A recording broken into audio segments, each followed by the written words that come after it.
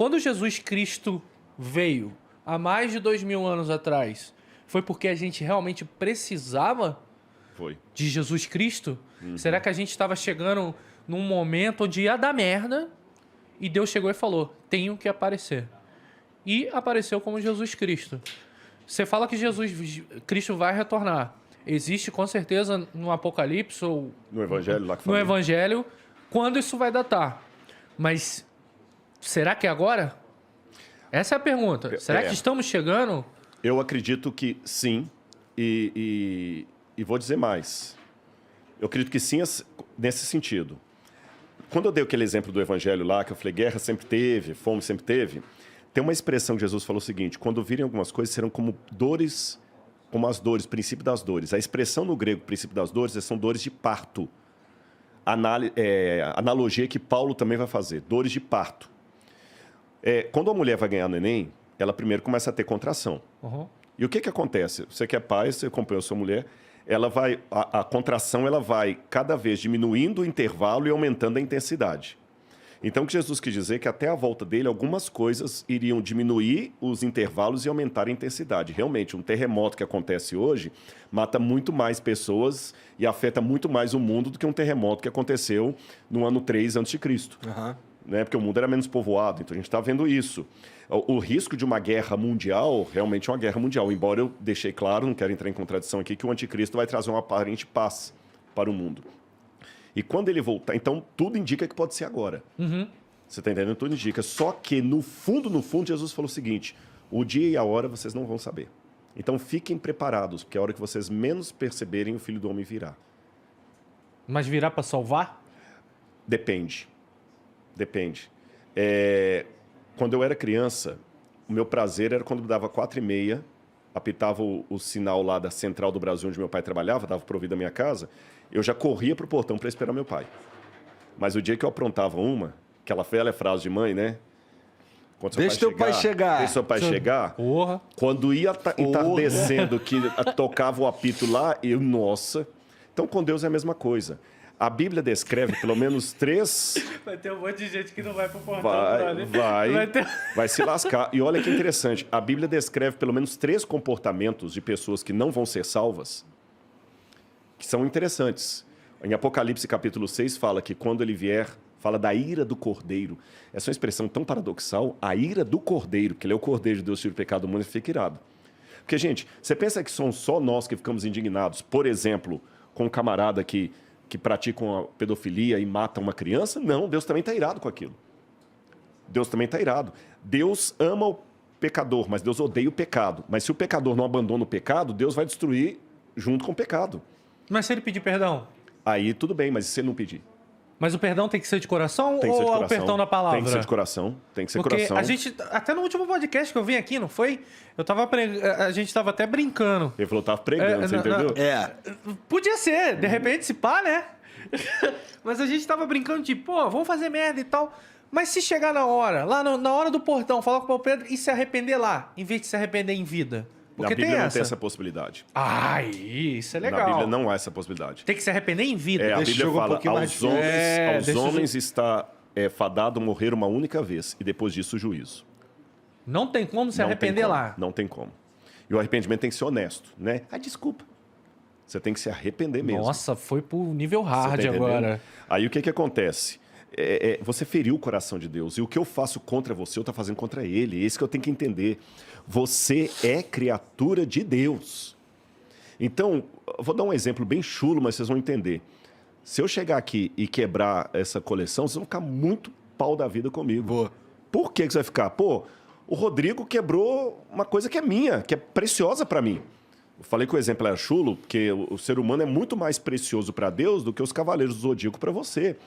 Então, o que eu estou fazendo contra você, eu estou mexendo com a coleção de Deus, com gente que ele ama. Aliás, até o exemplo melhor nem seria com os cavaleiros do Zodíaco, é mexer com sua filha. Você está entendendo? Deus não aceita isso, então Deus também não tolera. Todos nós somos pecadores, mas Deus não suporta a impiedade.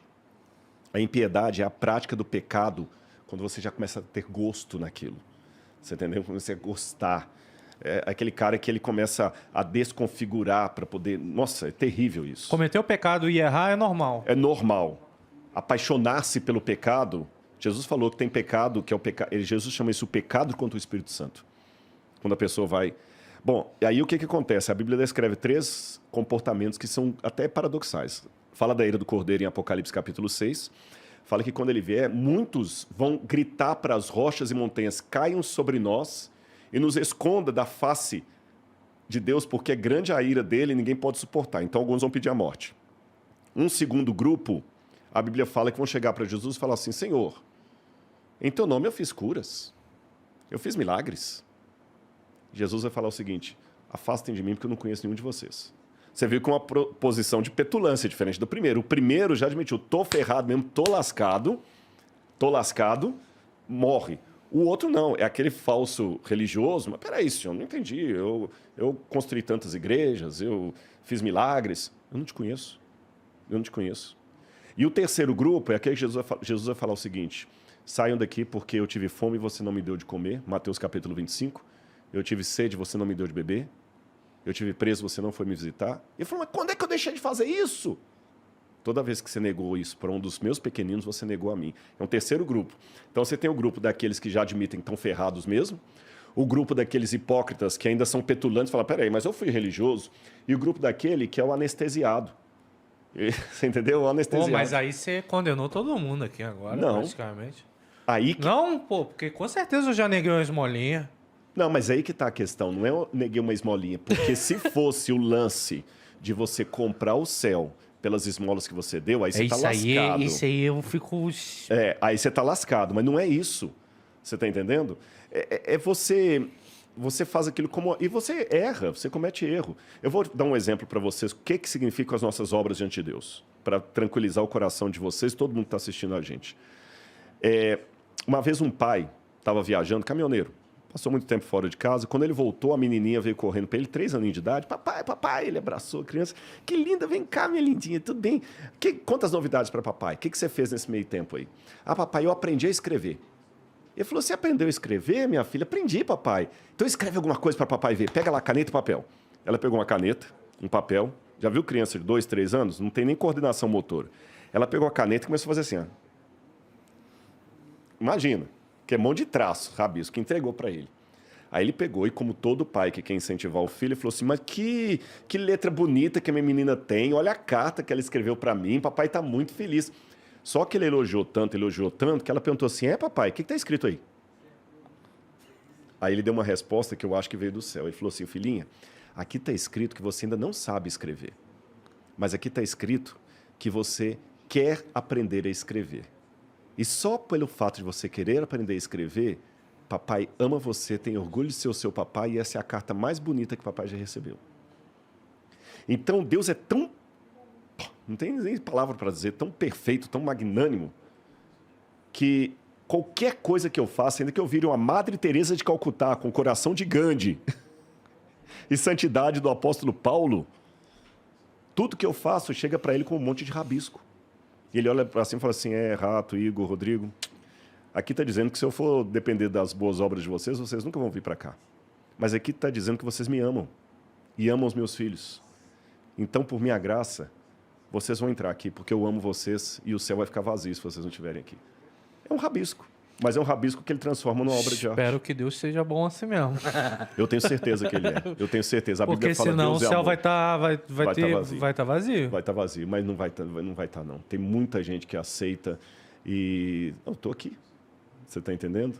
E por isso que, assim, o meu papel no mundo hoje, você fala esse negócio de evangelizar, pregar, é falar dessa fé da maneira mais linda que eu tenho. E eu não estou indo atrás de nada. Deus está abrindo as portas de tudo.